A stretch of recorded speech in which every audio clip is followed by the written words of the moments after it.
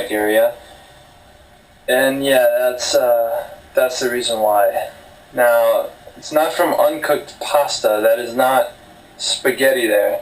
What you're seeing is intestinal worms, and that includes whipworms, ringworms, tapeworms, hookworms, and all sorts of different parasites humans can get in their intestines. And I'm just going to tell you straight up, the science says for these worms to live, to survive, need meat, dairy, eggs, fish, etc. They need animal protein. And like most Americans, these types of worms will survive in human intestines. And oh my gosh, that is freaking disgusting. I would not want that rotting in my freaking colon, man.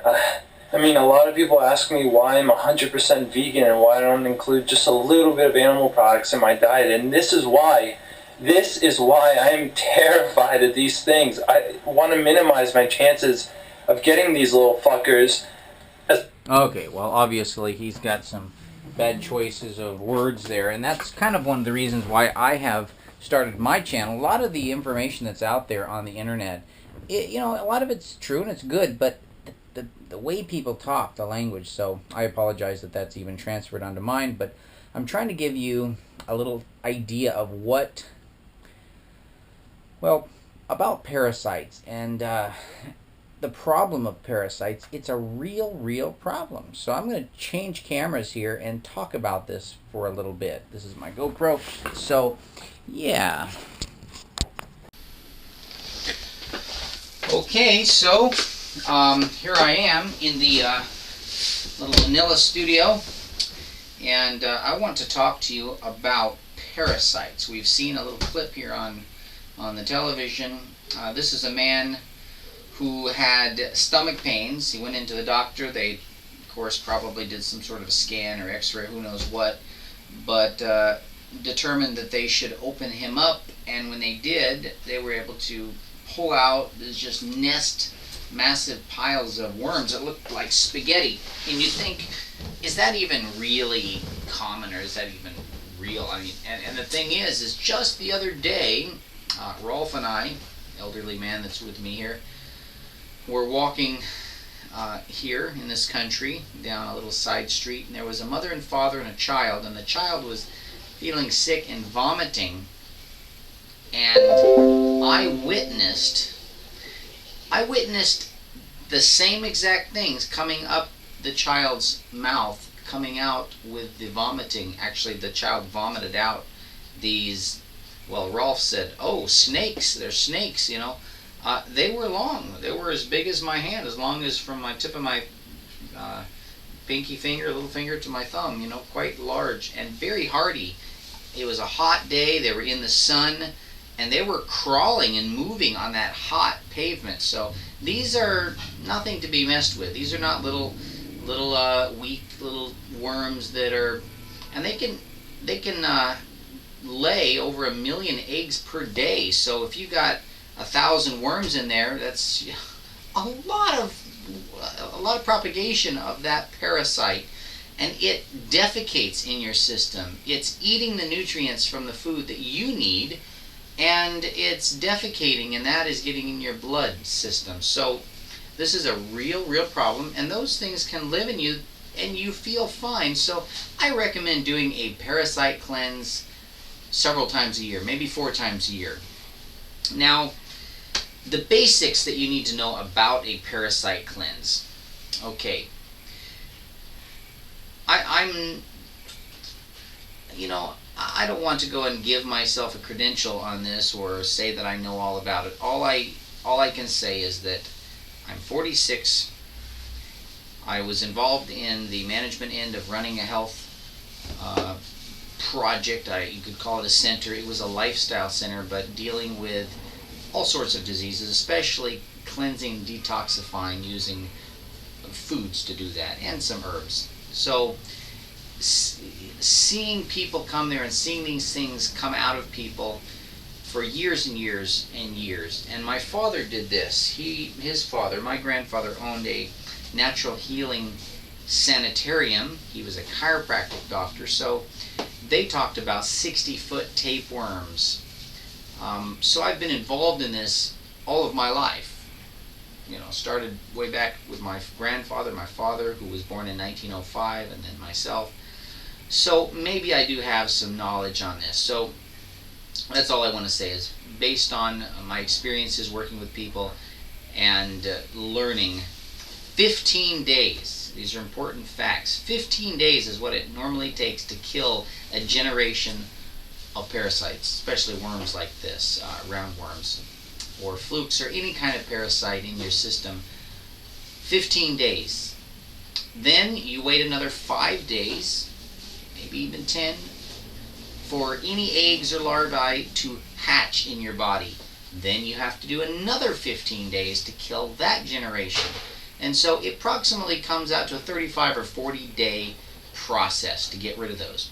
What do you use to kill? Well, a medical doctor would use some chemical or some drug, antibiotic, something like that, with, of course, side effects, and then they would give you some probiotics to build up your natural, balance of friendly bacteria. Well, there's a lot of things out there, and I'm going to be doing some videos on this, showing you in more detail, because this is actually an epidemic in the world, and there are many tapes, productions. I'm still back in the dark ages. Tapes, cassette tapes, reel-to-reels, whatever. YouTube, there's information out there on this. I used to listen to a number of doctors, medical doctors, who harped on this and said it was one of the most prolific epidemics that was going unnoticed, basically. People were not aware of it. So I'm going to be talking in more detail about this. But there are many natural products out there. I say product, I'm not talking about a bottle or pill. I'm talking about a natural substance, something in nature that kills the parasite. So I'm going to give you a couple little real cool tips of information. A seed of a plant, a seed of something is the most amazing thing to kill parasites, and the skins. So a seed is designed. That's why I believe we have a God, because if you have a design, you have to have a designer, and that's another topic and another subject. But the seed is designed to be able to go into the manure pit, into the septic, into the most polluted, disgusting, disease-riddled area. And yet, that seed is going to survive. In fact, it will actually thrive in manure. It thrives in garbage because it has a natural protective barrier, a natural element, substance within that seed that protects it, and the parasites won't eat it. In fact, parasites die trying to eat it or getting near it. So one of those seeds is papaya seeds. Papaya seeds, if you chew them up, they actually taste kind of like a beetle. Now, I've never eaten a beetle, but I've smelled them. I've gotten kind of close, too close for comfort. And, there's a bitter, pungent, and black walnut hulls also have that same very pungent, bitter, bitey flavor. Parasites die when you eat that.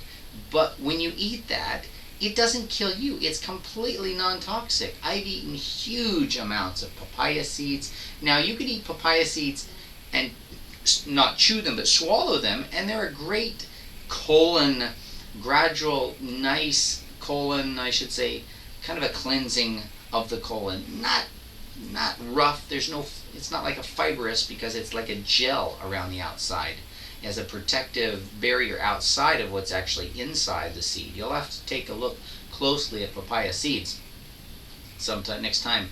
But that's one way you can eat a lot, and it doesn't taste bad. You can swallow them, and it's a nice colon cleanse. But I'm talking about chewing them up, juicing them, putting them right in your juices, drinking that juice, chewing them up. And a really good way to do it is to dry the seeds. Make sure it's a ripe papaya so the seeds are nice and dark. Juice, dry those, and then you can actually put it in a seed grinder, a coffee grinder, and make a powder. Take a spoonful of that, put it in a drink, put it in capsules. Be creative. The main thing is to get it in your body so that it kills those critters that you don't want in there. And sure, of course, sometimes if you take too much of this black, and I say too much, well, how do you know it's too much? You can take massive amounts, and I guess the main thing, and it's really a decision you have to make, is do I want to kill everything? Yes or no? Well, if you've got those bad roundworms in you, or something like a tapeworm, you're going to have to kill pretty much everything, all of the friendly flora, the friendly bacteria that's in your gut, and replace it with some probiotics. I use vegan strains, and people say, where does the vegan strain come from? Well, they get stuff from cows. That's not vegan, obviously. Vegan comes from human. They get it from a human source, basically. I've heard from a baby. These are strains that it originally started somewhere, and maybe it's 50 years back. I don't know. Maybe it's 20 years, 10 years. But they are able to get those probiotics, those friendly critters, if you want to call them that fight and that are on your side and that do not harm you. And you want to start introducing those back into your body, because then